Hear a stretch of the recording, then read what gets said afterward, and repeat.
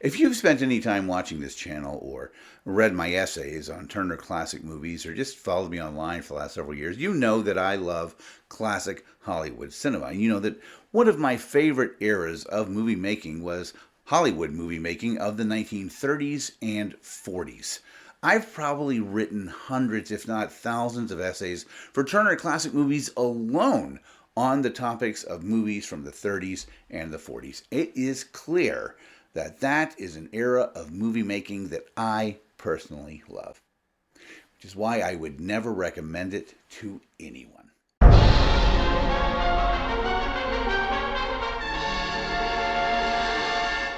Now, when I say I would never recommend it to anyone, I obviously don't mean that because I think all the movies were bad, although just like any other decade or period of filmmaking, there were plenty of bad movies. But that's not why I'm saying that. I'm saying it because the further ahead in time we move away from that classic period of filmmaking, the harder it is to culturally assimilate one's own ideas and attitudes about movies with what's going on in the 30s and 40s. If you're only familiar with movies from, say, the 21st century mainly, it's going to be a bit of a cold plunge diving into the movies of the 30s and the 40s. And not just because of cultural and sociological changes, but because of the changes in the way they told stories, the changes in the way they wrote characters, the changes in the way actors spoke their lines. There are a lot of obstacles to overcome if you're going to start watching movies from the 1930s and the 1940s. And obstacle number one is racism. As I detailed in this video, which I highly recommend, I'm very proud of it, there was quite a lot of racism in classic Hollywood movie making. So much so that when you're watching a movie from the 1930s, it's almost impossible to find one that doesn't have at least a moment of racism in it. Many will have an entire scene that makes you uncomfortable or cringe, but almost all of them seem to have at least one little bit of racism in there. Even if it's just showing a black character in a demeaning way for just a few seconds, you'd be surprised how often in the 1930s they managed to work that into the movie. It really was insidious. It just shows up everywhere, and so you have to kind of steel yourself and be ready for that if you're going to start watching a movie from the 1930s, which is probably the first reason and the main reason I don't just randomly recommend movies from the 1930s to people who aren't going to be prepared for that kind of thing.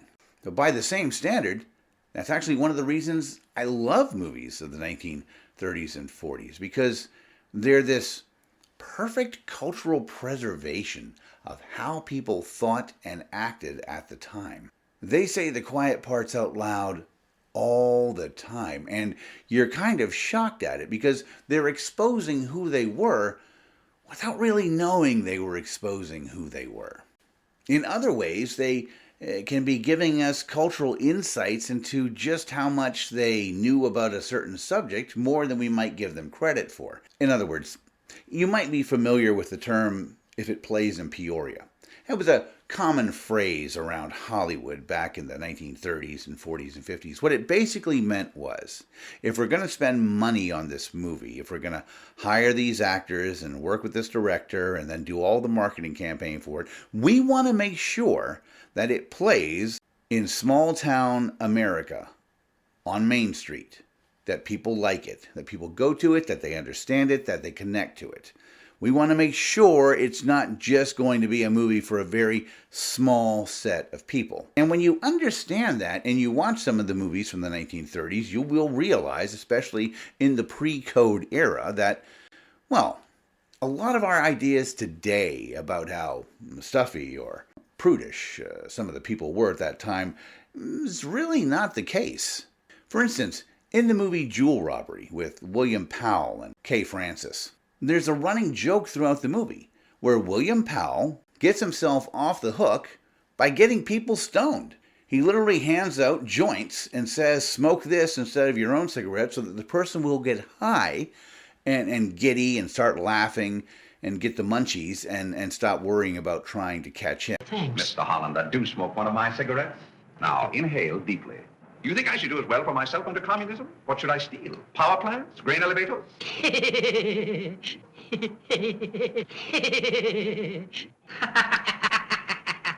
What's so funny? Drop him on the sofa, then out the back. What did you give him? A pleasant, harmless smoke. He'll awake in the morning fresh and happy, with a marvelous appetite. Now, at no point in the movie does he say, "This is a marijuana cigarette." It was simply understood that the audience would know what the hell was going on. If they didn't, they wouldn't have put the joke in there, because it's not just a throwaway joke. It's a part of the plot.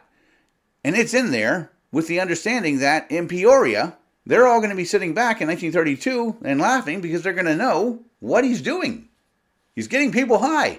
And while people are familiar with exploitation films like Reefer Madness and how they absolutely hyperbolically and hysterically portrayed marijuana smoking, you also have to understand that the reason they made movies like Reefer Madness was because pot was becoming so popular.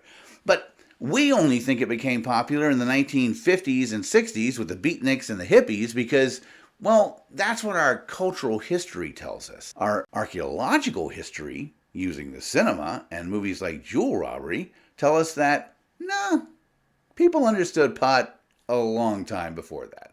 The second major obstacle to overcome is cadence. Actors did things a lot differently in the 1930s and the 1940s. The naturalistic acting that we've gotten used to now was not on the table in the 1930s and the 1940s. But it's not necessarily because the actors were stagey or wooden. People had a different cadence, a different style, a different way of speaking in the 1930s and the 1940s. You can see this in newsreels, you can hear it in recordings, and in fact, give a quick listen to this recording. It's a small group of people discussing the attack on Pearl Harbor just a couple of days after it happened. Rather of holding out to the very end and maintaining an American policy which we have attempted to follow. I agree with Miss Fargo very much. We weren't asleep. After all, the Japanese asked for 2 extra weeks in negotiations. Believing this to be in the guise of friendship, we did so. They even sent another ambassador, Mr. Caruso, to interview the Secretary of State. And after all, under this guise, I don't think we could say anything but treachery. Yes, I am. And you're willing to cry treachery and betrayal if the other country gets a jump on us. Paul, before we get off track here, I wonder, getting back to your first question, if any of the rest of you felt that Germany, as a first reaction, was behind this as a very well thought out, well-timed plan. Now, you might have listened to that and thought to yourself, okay, they were interviewing some 40-year-olds, or perhaps it sounds like they might have been interviewing some professors, maybe, on some kind of a meet the press style debate. Those came from a very specific set. They were tasked, the Library of Congress recorders, with going out and finding middle-aged people to interview, elderly people to interview, and young people to interview. You were just listening to people who were 19 and 20 years old. They were first-year and second-year college students, and not first-year and second-year college students who had deferred college until their late 20s. You were just listening to a 19 and a 20-year-old debate Pearl Harbor. They sound a lot different than a 19 and 20-year-old debating would sound today. And so the actors of the 1930s and the 1940s weren't necessarily being stagey. They were simply approaching their acting from a standpoint of how people spoke around them, and also a bit of staginess. A lot of them had come from the Broadway stage, and coming from the Broadway stage where they were not using microphones, as they do on the stage now, and projecting out to the back row, which they didn't have to do in front of a camera, a lot of actors still possess that stage acting style that started to kind of ebb away by the 1950s as more actors who came to stardom didn't have a theatrical background. The final big obstacle is filming style.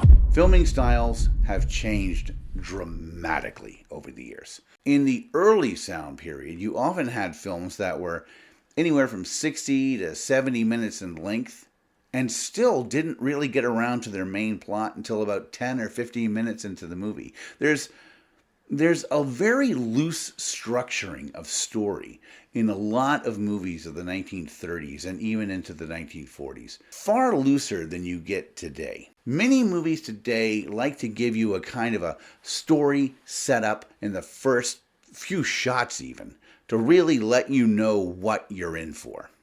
Let's take as an example monster movies. And when I say monster movies, I don't mean Frankenstein or horror movie monsters, but monsters like King Kong, Jaws, Jurassic Park, that kind of a monster movie. Now, when you get to Steven Spielberg in 1975 with Jaws, and then 18 years later with Jurassic Park, you get something very different with storytelling. What you get is a starting scene that sets up the whole movie, that immediately thrusts you into it. In Jaws, of course, it's the woman running into the surf at night, swimming, and being attacked and dragged under by the shark. In Jurassic Park, it's the worker being caught by the velociraptor and killed. In King Kong, it's very different. We get the full opening credits, followed by Carl Denham, the filmmaker, chartering a ship to take him to film a movie he plans on making, but he can't get the actress, so then he goes into New York City and finds Ann Darrow and hires her for the project, and they go back to the ship, and then they set sail, and there's no immediately throwing you into the plot of the movie. Now, that's just one example, but there are a lot of movies of the 1930s that take far longer to really get things going. And there are even more movies from the early 1930s that really don't even have a tightly structured plot at all. So, if I had to recommend how to get into movies of the 1930s or 40s, I would recommend picking an actor and just watching as many of their movies as you can. Then find another actor and watch as many of their movies as you can. Then pick a director and watch as many of their movies as you can. I would go that route instead of watching specific classic movies you've heard about. You'll get a much better feel for how the movies of the 1930s and 40s worked by just watching a random assortment of them, but giving yourself one connecting dot, the actor or the director. For instance, one of the ways I got into movies of the 1930s was by watching pretty much everything Joan Crawford or Jimmy Cagney made. They were two of my first movie stars of the 30s that I got into. I think that's one of the best ways to do it, rather than just say, well, I've heard about Casablanca, I'll start with that, and then I'll watch Citizen Kane, I'll watch that. I don't think that's the best way to do it. Besides, Casablanca and Citizen Kane stand out in a way that sets them apart from those movies. They don't really give you a feel for how classic Hollywood cinema worked. And again, when you go into it, just understand the acting's going to be different, the cadences are going to be different, and yes, prepare yourself, because there's going to be racism, there's going to be sexism, there's going to be homophobia, there is going to be a lot of stuff that is going to make you, the viewer, uncomfortable. But it's also going to show you, with eyes wide open, what the world was like, just by what they were allowing into their entertainment, without question. That's all I've got for this time. If you liked it, then please give a like and subscribe. It helps the channel. And, of course, as always, drive safely.